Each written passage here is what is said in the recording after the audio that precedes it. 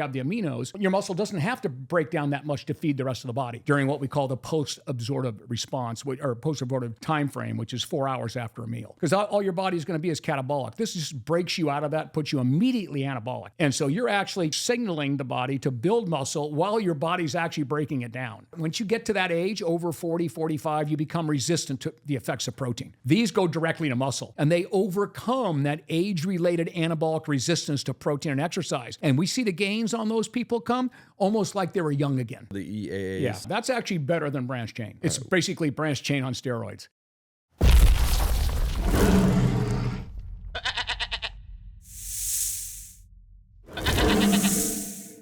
All right, welcome back to another episode of Sup Beast. As always, Zane Spruce, Neal Spruce, and today we will be going over amino acid supplementation. So everything from the effectiveness, who can benefit from them, should you be taking them, and so on. Okay, so as always, our expert here, Neal Spruce, for supplements and all things nutrition. What are amino acids or BCAAs? So amino acids, that's you gotta the start supplement, there. right? Yeah. But the supplement term for amino acids is BCAAs. No, those typically. are 3 aminos. No, amino acid supplementation could be all 20 of them. There's 20 amino acids that we need to build muscle, to build all the proteins in our body. Remember, it's not just muscle; it builds your hormone. I mean, they're signals. They do all amino acids do all kinds of different things in the body, but they are the building blocks. Since we're talking about muscle today, a skeletal muscle, they are the building blocks, and you need all 20 of those for that. Okay, there are 21, but one of them not an issue.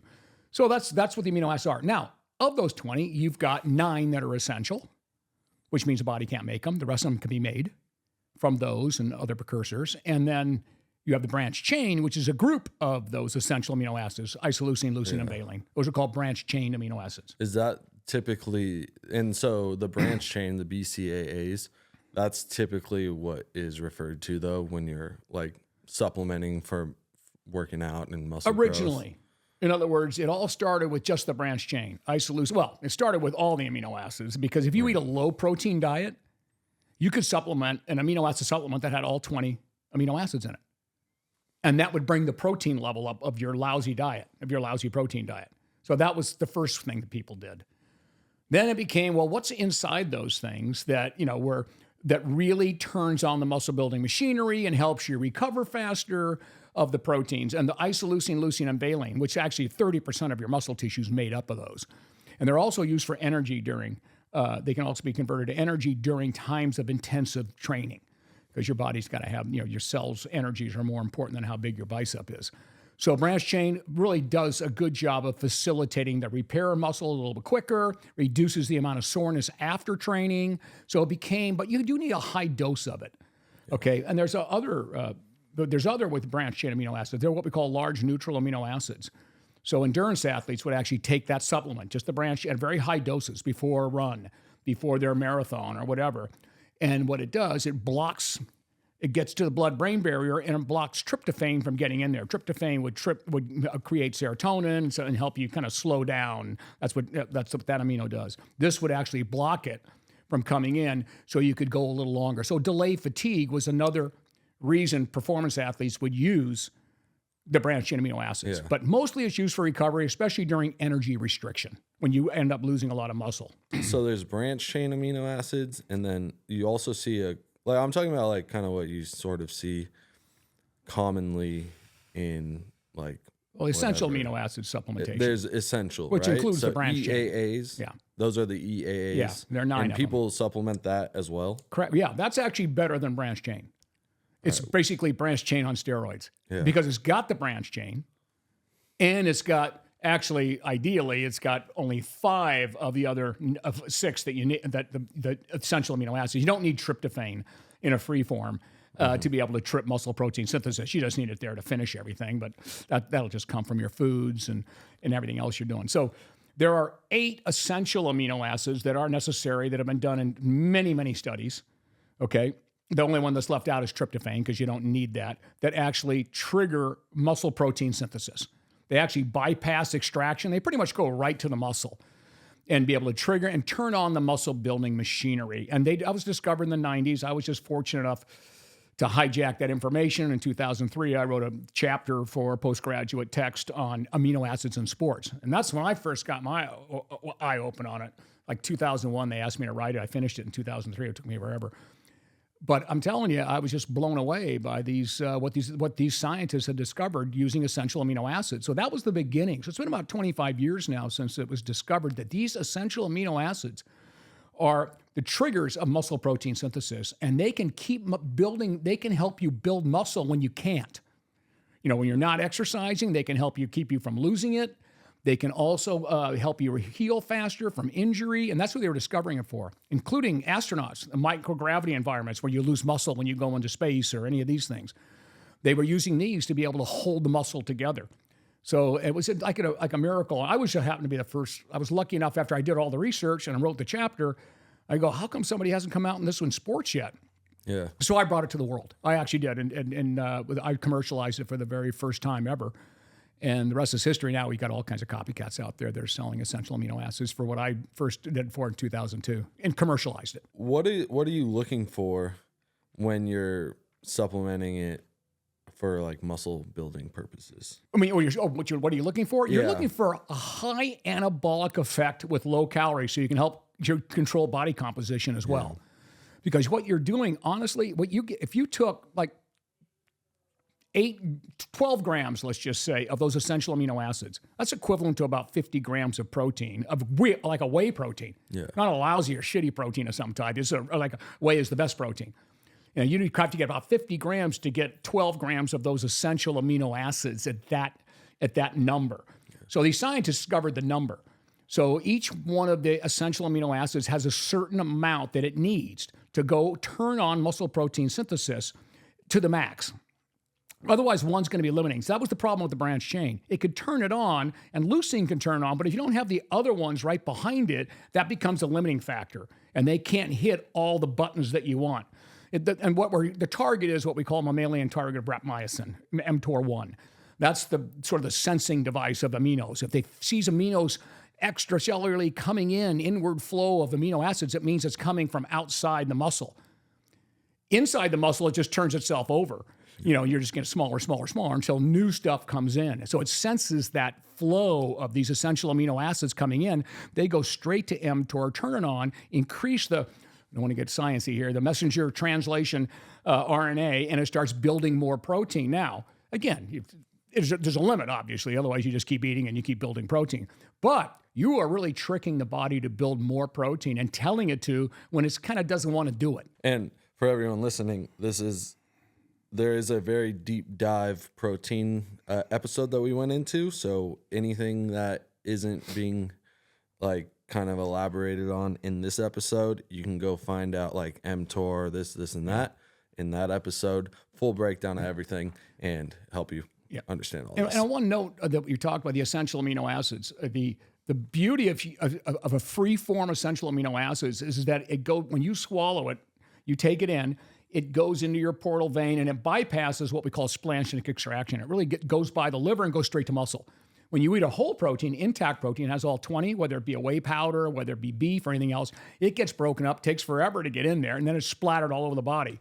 These just go right to muscle. That's the advantage. And that's what these great scientists discovered back then. Along with the muscle protein synthesis, let's kind of stay on that topic for a second.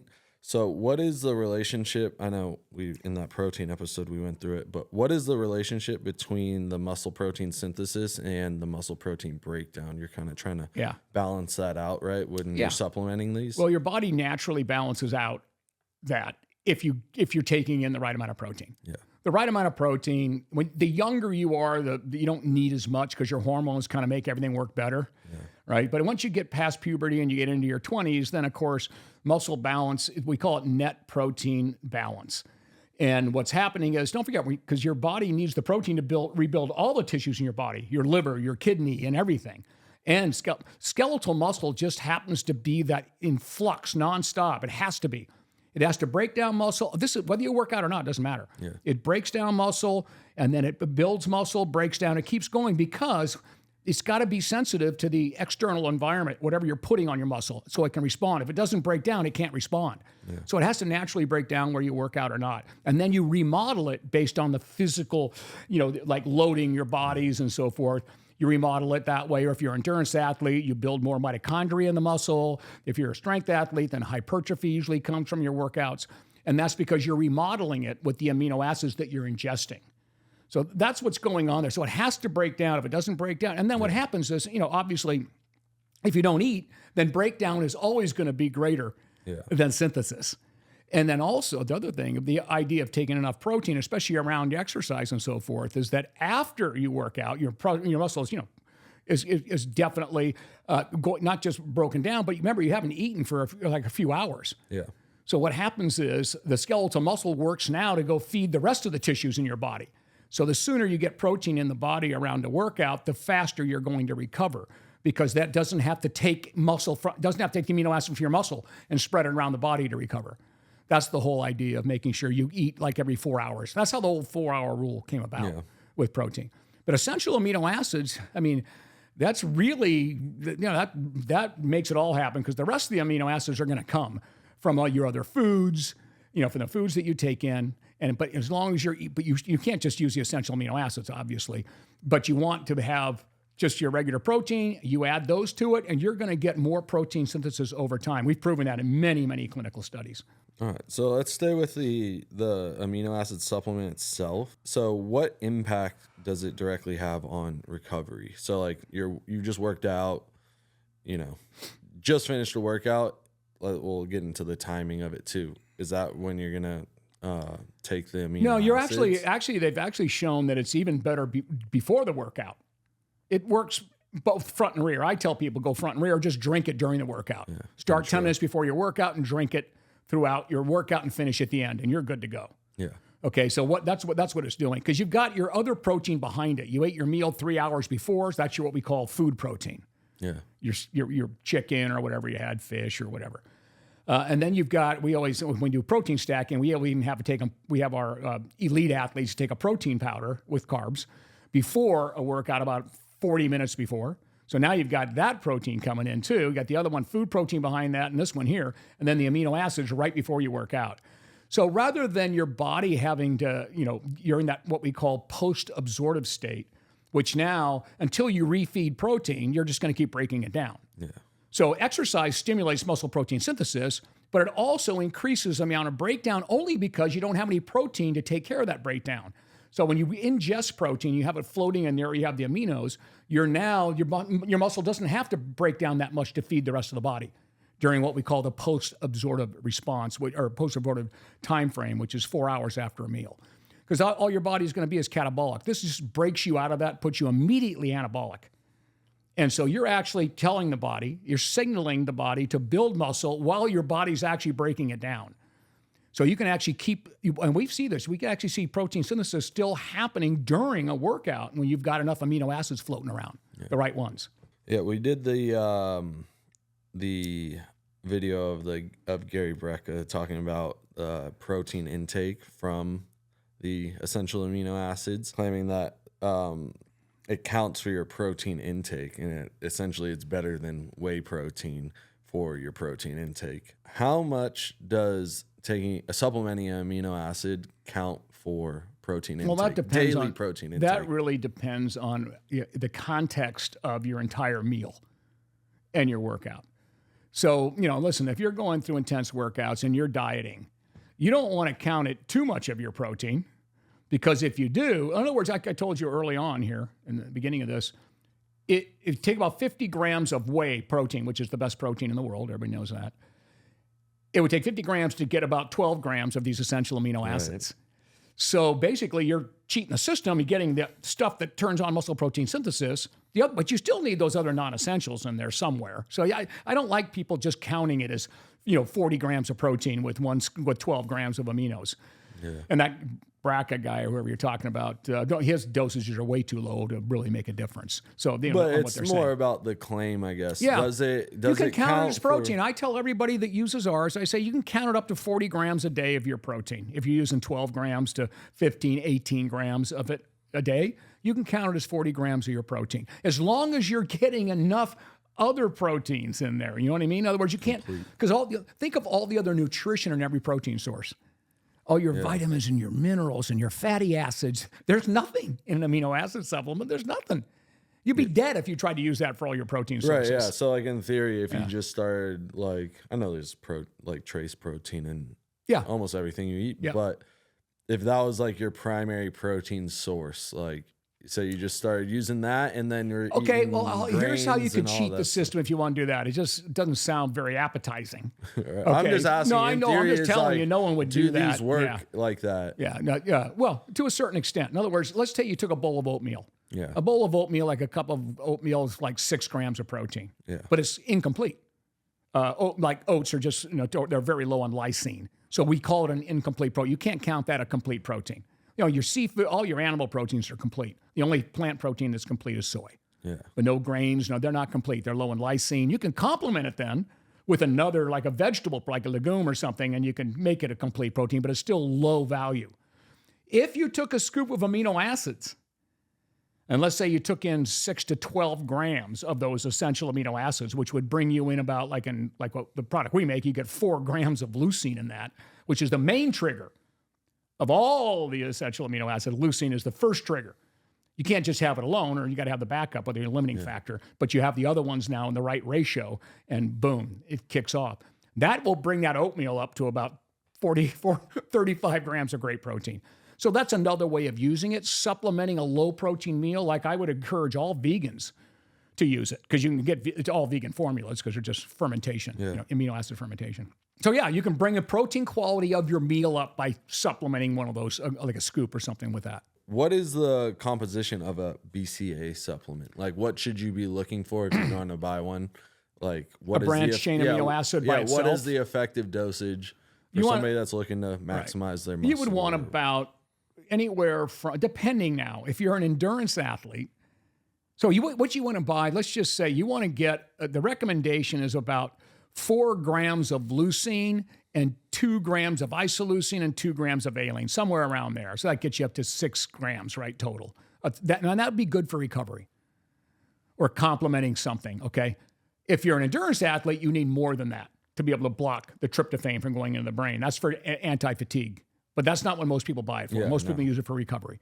That's what you're talking about, for muscle recovery. So yeah, that's what you're looking for. You're looking for that kind of ratio. You want leucine probably twice as much as the other ones. Up to 4 grams in a shot is good. So 2-1-1 ratio is correct. Yeah, and the older you get, which is leucine and 4 grams leucine, 2 and 2 of the other ones, or like 1,500 of the other ones are fine. What are the other ones? Isoleucine and valine. Isoleucine. Yeah, leucine would be 4. The other ones would be like 19. I think I have the exact ratio because I wrote the book on it. But anyway, that's the right number when you look at stuff. And then the bigger you are, the more you need. I tell people over 200 pounds, sometimes you got 1.5 times that. So instead of taking 7 pills, you're going to take 9 pills. I do everything by weight. Yeah. So that's the smartest way to do it, obviously. But the FDA doesn't like you to put that on labels. It's like illegal because they figure people can't do the math properly. You got to tell them exactly what to do. And I don't want to misquote this, but I think I saw Stan Efferding once, though, saying you only need like 1.5 or 2.5 grams of leucine to actually turn on muscle protein synthesis. Well, I mean, you don't need much to turn it on. I mean, it turns on by itself. To maximize it, though, maximize, he's definitely wrong about that.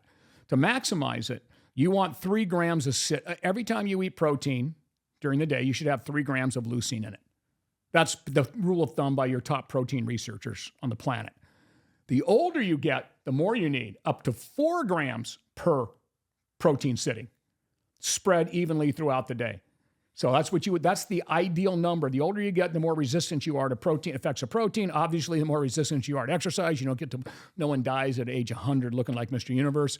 You always go backwards at some point, but that can stave it off. Yeah. Like I said, this started in the older population in the first place. So 4 grams would be about as much as you probably need in one dose to turn it on maximally. And everybody's different. I mean, I hate it when people throw a number out because it's all about weight. A tiny person? You think a ballerina versus, as you know, we work with the world's strongest men, right? Yeah. One was one of my partners. And so, do you think they use the same amount of amino acids to get an effective Yeah, I don't muscle know if it's versus the a same ballerina? amount. I think it was more in context to just turn on or trick the system to turn on. Well, yeah, you can turn it on. Yeah. It turns on by itself too. It's going to find leucine from its own sources. It'll tear down muscle. The whole idea of supplementing Right. essential amino acids is so you don't have to use your own. And I think so. Backdrop for everybody, Zane, is this: the human body is just the most amazing structure in the world and how it takes care of itself. And your skeletal muscle is nothing more than a reservoir of amino acids that can go both ways. It can maintain tissue and it can be used as energy when you're starving. So that's why it's got to be in that constant flux. And its plasticity allows it to get bigger from at loads if you get enough. You don't get enough food, you're screwed. Yeah. Okay, now you go, well, listen, here's another thing we know.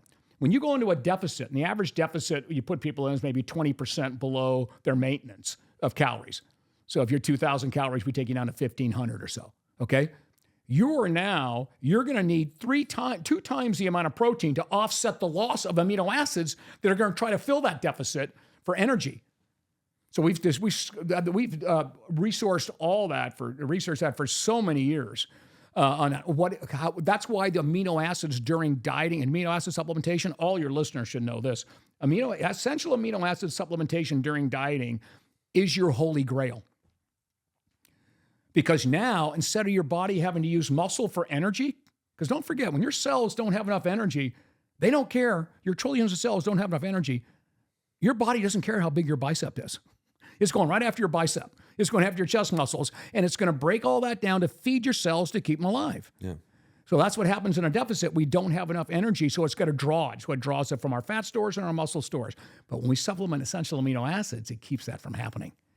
All right. So really important for your listeners to know that. All right. And then on the topic of dieting and weight loss and all that, and I wasn't 100% sure about the stand effort or anything. I just heard it. Yeah. And he said, all you need is this to Stan's a genius, by the way. He's a brilliant guy, just really smart. Big so fan I'm sure. Yeah, no, I was just wondering. Right. Yeah. For my sake. So on the topic of weight loss and whatnot, fat loss, what is the caloric intake of BCAAs? Okay, so that's a really tricky, and the FDA still doesn't know what to do about it. Back in the day, if you don't have a complete protein, they're just amino acids, zero calories. That's what it says on the label. And that never made any sense to me because every gram of protein, which means any gram of amino acids, should have 4 calories in it, somewhere around there. So it's just the difference is that when it goes into your body as free-form amino acid, it doesn't act like a calorie. It's acting as a messenger being degraded, but at some point you can't just say the carbon skeleton just disappeared. It's deposited somewhere. Okay, so, excuse me, in Europe, they make you put it on there. So if you have 12 grams of amino acids, they're going to tell you each one, by the way, if you look in the database for amino acids and what caloric value they are, they're all over the place. Yeah, they're all over the place. So there's some that are only 1, some are 3, some are, so that what they do is they rounded it out. If you have 12 grams, like one of our scoops is 12 grams of essential amino acids, they made us call it 20. They just passed that law like 3 or 4 years ago. It was 0 before. Yeah. Now then they have to post 25, which always made sense to me. Because at the end of the day, it doesn't mean it's not going to be an energy source. It's not going to be used as it's just going to be deposited probably somewhere in your body, or some parts of it are going to be inert. So anyway, then they just changed the law again. They went in there and they looked at it again. They go, it looks like it's only 5 grams and 12 grams now, or 10 grams. So anyway, the bottom line is there's no point in counting it. It doesn't, don't count it as part of your caloric intake. There's no point. Unless you're taking 100 grams of essential amino acids a day, and then I would probably count it at like a couple hundred. Okay. But otherwise it's just a futile exercise. Don't let it worry you. In fact, if anything, you're going to burn more calories by using it. What is the total effectiveness of what is when it comes to building muscle and supplementing amino acids? What is the effectiveness like? How much does it move the needle in trying to get your goals? I mean, supplementing essential. It depends. Essential amino acids. Okay, if you were dieting, then it makes a huge difference in you getting your goals. You can triple the amount of muscle you would put on if you didn't use it. So you took a group that didn't supplement their diet with essential amino acids that were in a 20 or 30% deficit from calorie maintenance down that low, and they didn't supplement, but everything else was equal, oh, you'd blow them away. So significant, very significant, very, as far as loss of muscle during body fat reduction, or as I do, I can put muscle on people while they lose body fat. Yeah. Which is something I mastered back in the 80s. Which we'll do a whole episode on. Yeah. And the only way you're going to do that really is with the proper protein/amino acid supplementation. That's the only way you're going to be able to build muscle while you lose body fat. Huh? Not going to happen otherwise. So do you need amino acid supplements if you're getting enough protein via food? Depending on your goal. So if you were interested in really controlling body composition, then your calories are going to be low, and so your protein has to come down to it as part of that. So you can use the essential amino acids to kind of make up that. So for body composition, but really the only time you would, if you're getting enough protein and you're the average exerciser, I would argue you don't need it. Okay? Yeah. If you get enough protein. And that would be 1 gram per pound of lean body mass a day, divided evenly.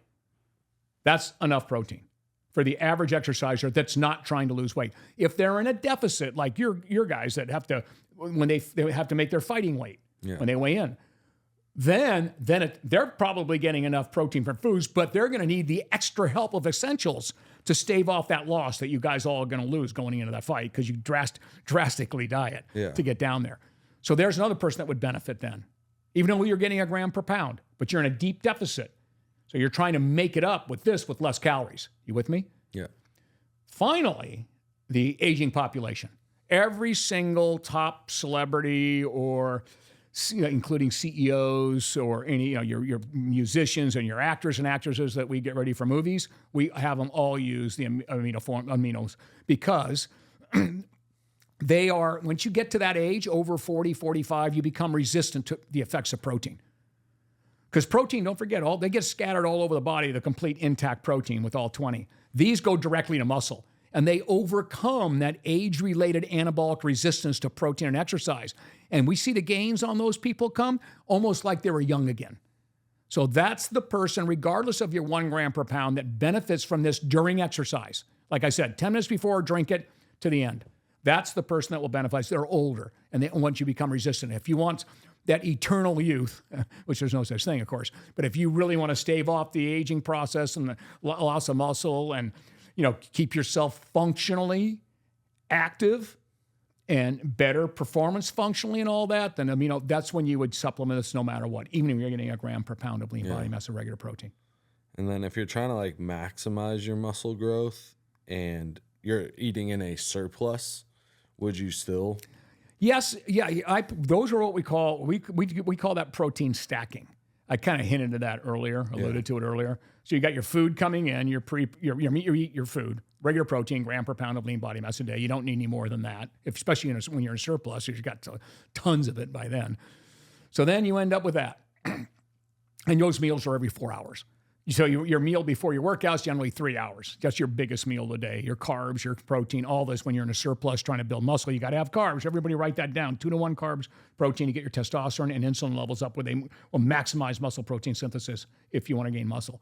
Now, 40 minutes before your workout, so you had that meal 3.5 hours or 3 hours ago. Now that protein's breaking down into the system here and it's beginning to get slowly absorbed into the body. Okay, it takes about full 4 hours before it's completely absorbed in the tissues, and then your body goes catabolic. So we're going to make sure that doesn't happen. So we take a protein drink about 30, 40 minutes before. That's what we call an intact protein, but it's all pre-digested because it's just powder. Yeah.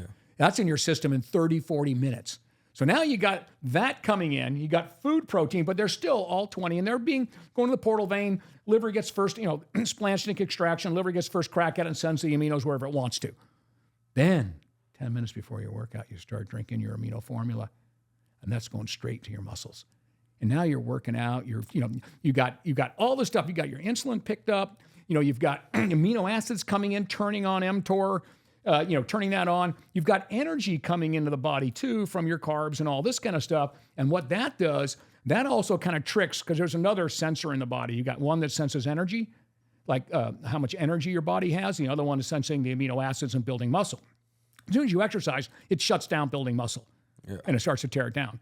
But and that's the AMPK, which is an AMP activated protein kinase. It senses the energy in the system, and it realizes, okay, now I need energy from muscle. So I got to tear it down rather than build it. Yet at the same time, we're getting a conflicting signal right here. Hey, amino acids are coming in here, turning on mTOR.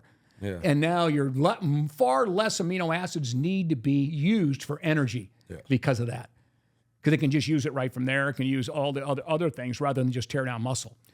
So that's the big part. And now what do? And now you finish that. So that's what we call protein stacking. Food, protein powder, essential amino acids, and you are stacked at that point. And that's it. That's how world's strongest men. That's the NFL guys. I mean, is anybody, especially in the off season. They sound like a useful tool too. Yeah, it is. It's genius. I take them all the time, but I'm just saying you do it like that. Science behind it, I just do whatever's optimal. So without knowing exactly why I'm doing it, But again, that's overkill for a recreational athlete. Right. A recreational person. Yeah. You don't need it to just be straight healthful, right? Yeah. You can just drink it throughout the workout once you get older, and that'll be your thing there. Nice. And I mean, you already mentioned about vegans and vegetarians could benefit from this, right? Absolutely. And I would encourage all of them to. It's just an easy way to get complete protein. Hey, listen, you can combine what we call, food combining to get high protein from vegetables. You got legumes and beans. You can combine with grains, and it brings up the score. But it's still, even though you can count it as a complete, it's a pretty weak source. All right. So you take a scoop of these things, and again, it's all vegan friendly because it's microbial bacteria is how you make these amino acids and so forth. So. Put that in there and you are good to go. Yeah. It just makes your life easier. You don't have to be searching for all these food combinings and have stomach upset from all that stuff. So you can just add that to it and you'll get your protein any place you need it. So it's great for people. Or like I could tell you right now, I've done so many things like this before. And when I was a bodybuilder, you would just take, we have our cheat day when we just pound the carbs, right? So we're eating carbs. So you eat like 10 bagels, and then you just take a scoop of aminos with it, and you got full protein now. Yeah. It takes the grain protein all the way to the top. Yeah. So that was our cheat days. You're not getting any other good nutrient in there, but you're getting that. So that always works. So a great way to complement a low protein meal or a low protein day. Just have it in your pantry and use it anytime you do that. Go out for donuts one morning, with your spouse and go pound the donuts and take a scoop of aminos. You can justify it. Yeah, we're about moderation here, so don't come for us when nothing wrong with that one. Yeah, why not? As long as you're doing everything right, you can. That's right. As long as you're doing everything else, when you're doing everything pretty good, most of your life. That's the whole idea. Is that just go out and have some fun. Just have your aminos with you. Rip the donuts. Can you take too many amino acids? I'll tell you, they've never established an upper limit on amino acids, but we do know that 100 grams of essential amino acids is safe. So you're not going to be taking that much. You're not going to be taking that. It'd be pretty crazy. We know that from foods. We know it from everything else. But there is no upper limit. Upper limits when we've done enough research to decide, like the upper limit for zinc might be no more than 50 milligrams. So let's just say upper limit for iron is 40 milligrams. You don't want to go over those numbers. Mm-hmm. So the upper limit for an essential amino acid has never been established. Like a lot of things they haven't. Doesn't mean there isn't one. There probably is. Yeah. But, it's what I mean by that is where you would probably just too much. What is too much? There's really no damage. The old saying, back in all the way through the 80s, and there's still some like really old time health professionals that still think high protein's not good for you. And we've debunked that a million times. It doesn't hurt your liver or kidney as long as you have a healthy liver and kidney in the first place. It doesn't cause any of that.